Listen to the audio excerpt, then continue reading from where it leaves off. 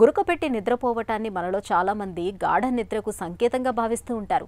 బాగా అలసిపోయారని, అందుకే గురక పెడుతున్నారని అనుకుంటారు. కానీ నిజానికి గురక పెట్టడం అనేది అనారోగ్యానికి సంకేతం అంటారు నిపుణులు. శ్వాస మార్గాల్లో అవరోధాల వల్ల తలెత్తే గురక మూలంగా ఒక్కోసారి స్లీప్ యాప్నియా రూపంలో ప్రాణాలకు కూడా ప్రమాదం పొంచి ఉంటుంది. గురకను తగ్గించుకోవటానికి యోగాలో కొన్ని రకాల ఆసనాలు బాగా ఉపయుక్తంగా ఉంటాయి. గురకను తగ్గించే యోగాసనాలు, వాటి సాధనలో మెలకువల గురించి ఇప్పుడు తెలుసుకుందాం.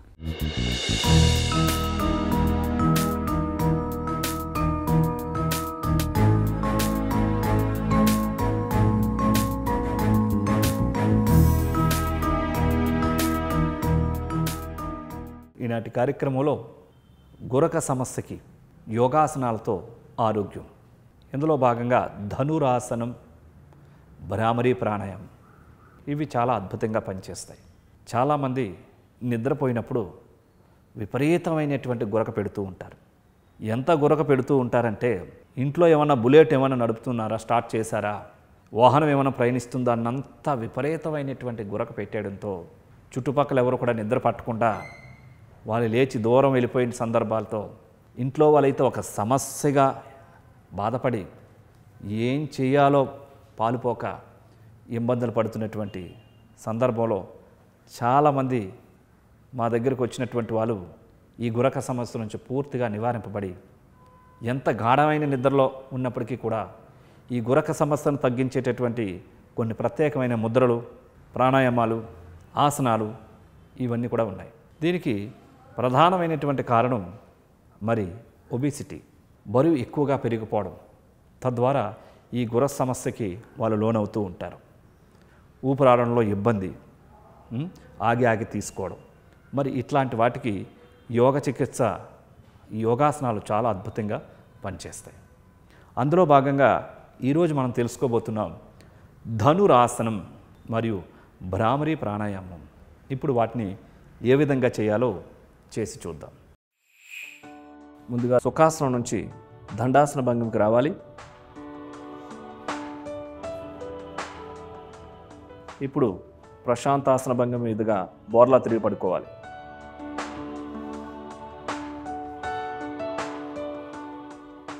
చేతులు రెండు స్ట్రైట్గా ఉంచుకోవాలి, కాళ్ళు రెండు స్ట్రైట్గా ఉంటాయి. ఈ స్థితిలో ఎడమ కాలును ఫోల్డ్ చేసి ఎడమ చేత్తో ఎడమ కాలు యొక్క పాదం దగ్గర పట్టుకోవాలి. అదేవిధంగా కుడికాలుని కూడా ఫోల్డ్ చేసి కుడి చేత్తో కుడికాలు యొక్క పాదం దగ్గర పట్టుకోవాలి. ఇప్పుడు శ్వాసను తీసుకుంటూ హెడ్ రేజ్ చేయాలి. హెడ్ని, నెక్ని, షోల్డర్స్ని, తొడ భాగాన్ని పూర్తిగా ఎంత వీలైతే అంత పూర్తిగా స్ట్రెచ్ చేసి ఆసన స్థితిలో స్థిరంగా ఉండాలి. శ్వాస సాధారణంగా ఉంటుంది. 1 2 3 4 5 6 7 8 9 10 11 12 13 14 15 16 17 18 19 20.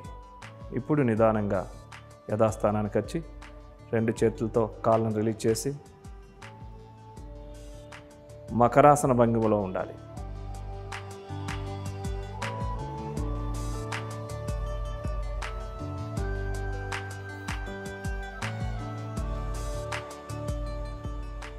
ఇప్పుడు మకరాసనం నుంచి ఎడం ప్రక్క తిరిగి సుఖాసనానికి రావాలి.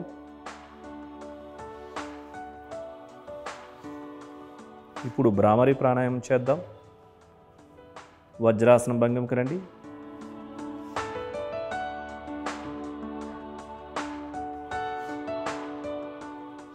భ్రామరీ ప్రాణాయామకి సిద్ధంగా ఉండండి. ఈ ప్రాణాయామాన్ని బొటన వ్రేలు చెవిలో ఉంటుంది, చిటికెన వేలు పెదవుల కింద ఉంటుంది, ఉంగరపు వేలు పై పెదవి పైన ఉంటుంది, మధ్య వేలు ముక్కు పైన ఉంటుంది, చూపుడు వేలు కనుబొమ్మల దగ్గర ఉంటాయి. ఈ స్థితిలో పెదవులు రెండు మూసి ఉంచాలి. పూర్తిగా శ్వాసను తీసుకొని గొంతు నుండి శబ్దం చేస్తూ ముక్కు ద్వారా శ్వాసని హమ్మింగ్ సౌండ్ చేస్తూ శ్వాసను విడిచిపెట్టాలి. పూర్తిగా శ్వాసను తీసుకోండి. ఇప్పుడు గొంతు నుండి శబ్దం చేస్తూ శ్వాసను విడిచిపెట్టాలి.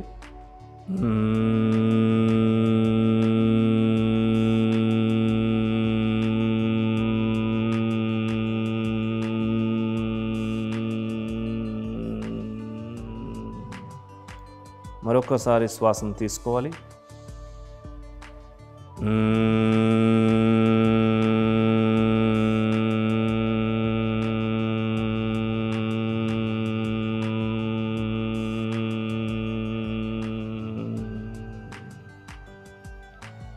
శ్వాసను విడిచిపెట్టిన తర్వాత చేతులు రెండు రిలీజ్ చేసి వజ్రాసనం నుంచి బయటికి రావాలి.